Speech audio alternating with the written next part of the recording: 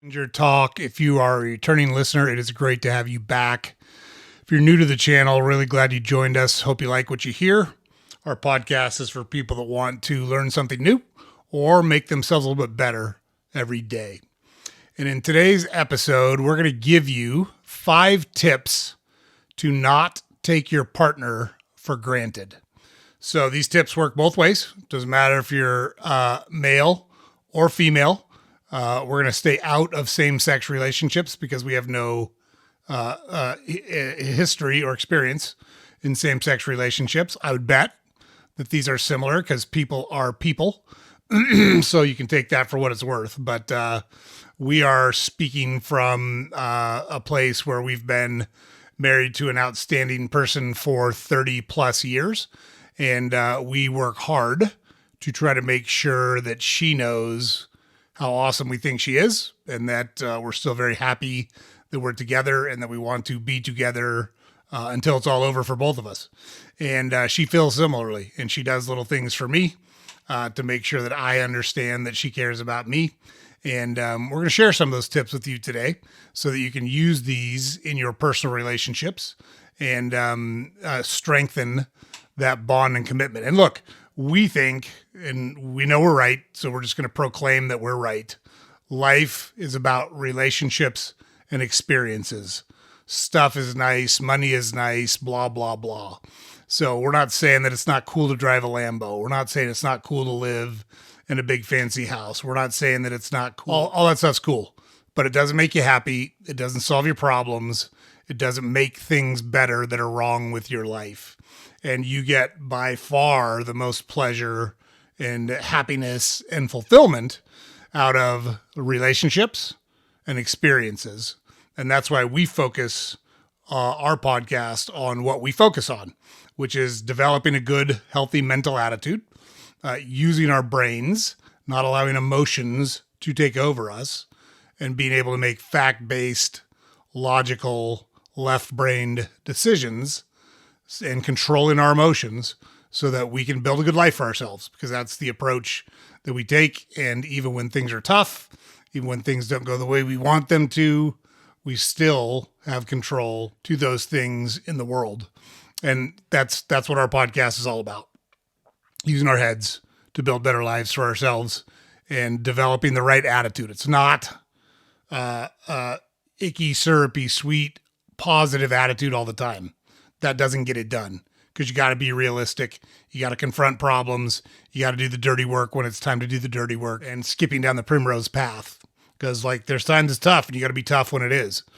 But there's a positive approach and a good mental attitude to those situations. That's a nice balance between icky, syrupy, always positive. That's annoying. Nobody wants to be around that all the time. And the super negative, nothing's right, everything sucks mentality that we see out of a lot of people. And neither one of those extremes. That's it. Without further ado, here are the 5 tips we will give you to make sure that you do not let your partner feel like they're taken for granted. Okay? Tip number 1. Express appreciation regularly. I cannot tell you how important this is. Verbalizing gratitude keeps love and respect alive. And it's all sorts of little things.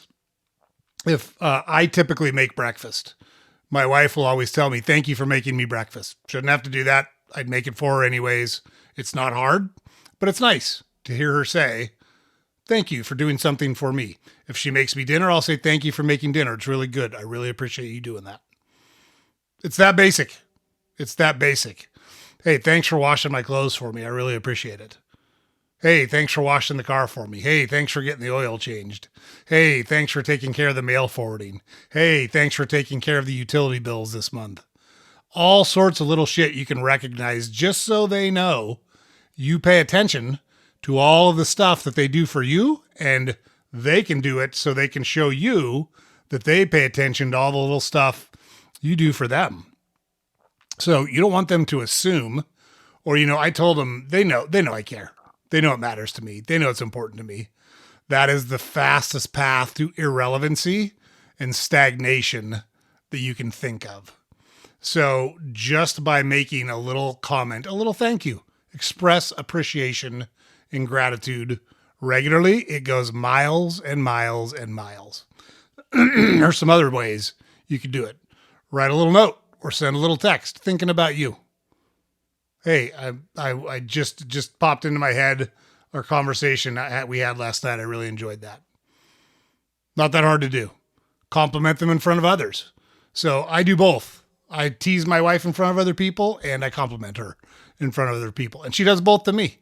And there is, in our house, we love humor, and you got to have thick skin in our house because we like to give each other a little bit of shit, and we like to give everybody else a little bit of shit too. So nobody is off limits. Nobody's too good to laugh at themselves. Nobody's so awesome that there's nothing to make fun of them about. And you got to be able to laugh at yourself, but compliment them in front of others too. So I do that all the time. She does that with me all the time. And you just want to recognize their efforts, whether they're big or whether they're small. If somebody really goes the extra mile and knocks it out of the park, you want to make a big deal out of that. I don't do that stuff publicly. We're very private in how we manage our relationship. I don't post a bunch of shit on Facebook. I don't post a bunch of shit on social media. That stuff's between me and my wife. So I don't mind sharing the tips and the thoughts and the approach in the podcast because I think it can be terribly helpful for people in relationships. But you're never going to see me professing my undying love to my wife on a social media platform. I'll do that with her when I'm standing in front of her. That's how I do that. So, but make sure you do it with them. They're the only person that it matters that understands that. You don't need to broadcast it to the world to look like an awesome person. Make sure they know. Say it to them regularly, say it to them sincerely, and say it to them genuinely. So, that's tip number 1, express appreciation regularly. Okay, tip number 2, prioritize quality time. So I'm not a big fan of the phrase quality time, but I understand it. So the thought there is don't just live in the same space as your partner or your spouse. You want to intentionally interact with your partner in meaningful ways when you're in close proximity to each other. So look, there's times where it's nice to sit on the couch and just cuddle up next to your partner and veg out and watch a TV show. Like, that's okay. If that's your thing, that's great. Let that be your thing. But it shouldn't always be that thing. Maybe there's nights where you go out to dinner. Maybe there's nights where you go for a walk. Maybe there's nights where you go to a park. Maybe there's nights where you go golfing. Maybe there's nights where you go to a book club. Maybe there's nights where you go to church. Maybe there's nights where you go out dancing. You can mix those in so that you're building more experiences with the person that's important to you and you're deepening your relationship with them. Those little shared experiences have a way of adding up cumulatively pretty significantly over time. So we just rattle off the top of our head a bunch of examples of things you can use. Some other things to think about on this one too when you talk about quality time. When you're eating, put your phone down. Like, easier said than done. Over the last year, I have a job where I'm on call, basically, and I need to be prepared in a lot of instances to respond to something quickly. But I've done a much better job over the last year of at 6 o'clock, say, you know what? I'm only going to check my phone every hour or two after 6 o'clock at night. And if something happens, I'll deal with it. But when you're sitting at a meal, especially if you go out on like a date or to a restaurant, put your phone down. Have a conversation. Pretend it's 1985. Talk to the people that are important to you. Plan a surprise outing based on their interest. I'll do this every once in a while. I'll say, hey, we're going out, grab your stuff, and I'll take her somewhere that I know she'll like. And then there's nothing wrong with just saying, hey, I want to chat about something. Can we grab some time this weekend? Like, there's nothing wrong with scheduling it. That doesn't make it any less useful, any less impactful, or any less important to your partner, even if you have to schedule it. Sometimes that's necessary. If you've got a bunch of young kids that are involved in activities and you both have jobs, even if you don't both have jobs, even the young kids in activities. And it can be really hard to grab that time. So be intentional about that time. Set it up. So you say, you know what? We're going to talk. We're going to talk this weekend, Sunday at 2. It's on. It's a date. So prioritize that time with each other. Terribly, terribly important. Okay, number 3, be attentive to their needs. And this one's important because I think what a lot of people will do is they will do something for their spouse or their partner that they would like someone to do for them. But that's not really the goal. The goal is to do something for your spouse or your partner that your spouse or your partner will appreciate. So by being thoughtful about things that are important to them or things that they like, it shows that it's not about you, it's about them. So if they had a long day, maybe your wife likes to take a bath. Maybe your husband likes to take a bath. I'm not a bath guy. Most guys aren't bath guys. Most guys are shower guys. But run a bath for your spouse before they get home. Make sure all the dishes are knocked out so that they're not walking in to a mess. Have their favorite drink available. Have their favorite TV show queued up so they can take their mind off of whatever their challenges were. So you can do all sorts of little things like that in order to demonstrate that you're thinking about them, that they matter to you, that they're important. So notice how they're acting. Do they seem more tense, more anxious, more stressed? Offer to help them with something. Even if you can't help them with whatever it is that's stressing them out, maybe you can help them with other things so you can take those other things off of their plate. If there's something that they really dislike doing, do it for them. Like we have like a division of labor. So I typically do certain tasks and my wife typically does certain tasks. Like she's the deep cleaner. I'm very, very neat, very organized.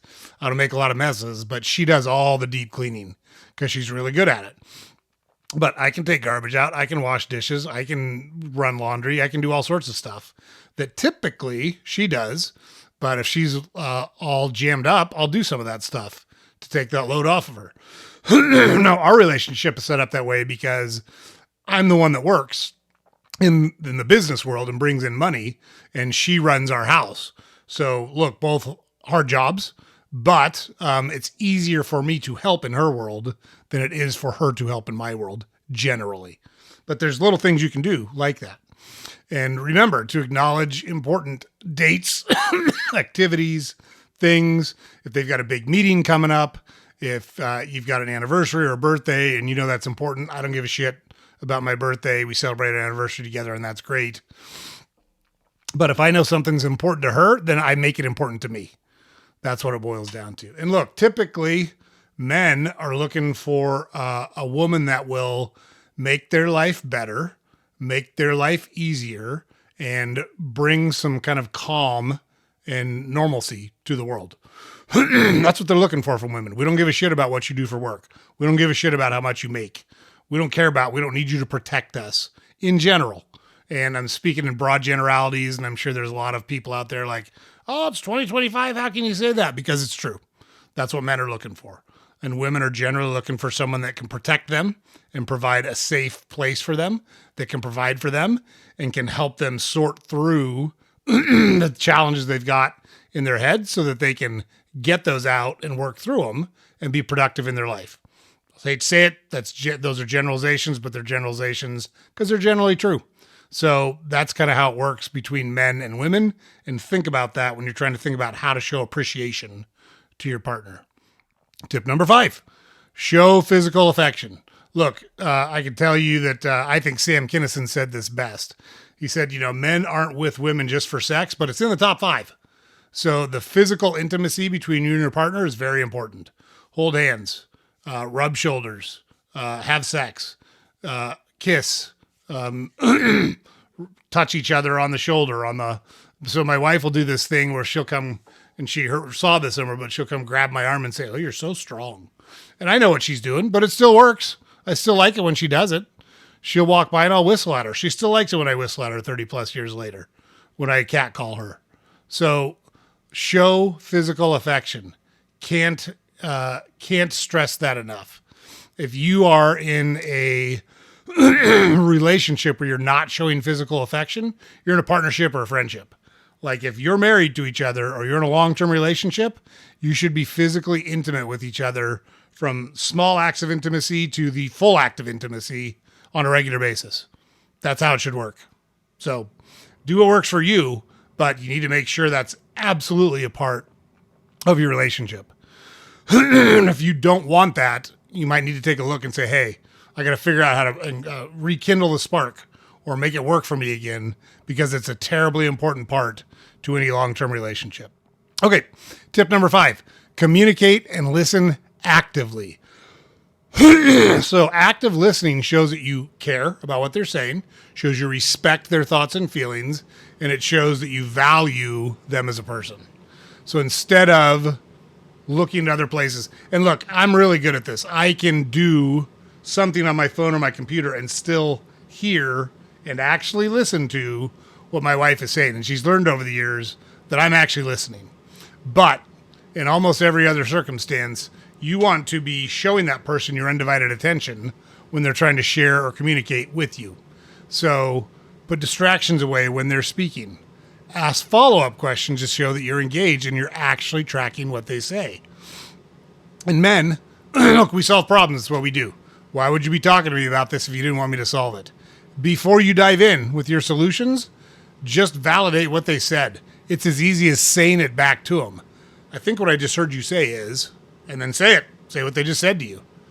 And you know what they'll say? That's right. Not you're right. That's right.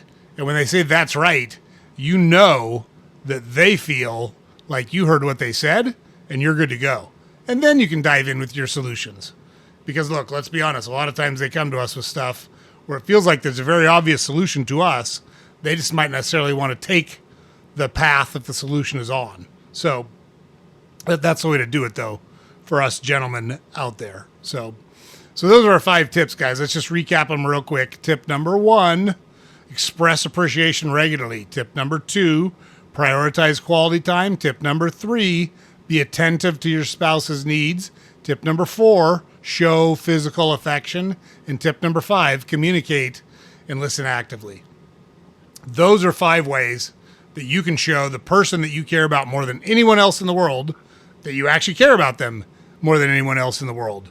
So we hope you'll take those to heart. We hope you'll incorporate those into your toolkit, and you'll be able to demonstrate more effectively to your spouse or your partner how much you care about them and how important they are to you. Because if you want them to stick around, you don't want them to start thinking about, I don't know if they care. They're kind of taking me for granted.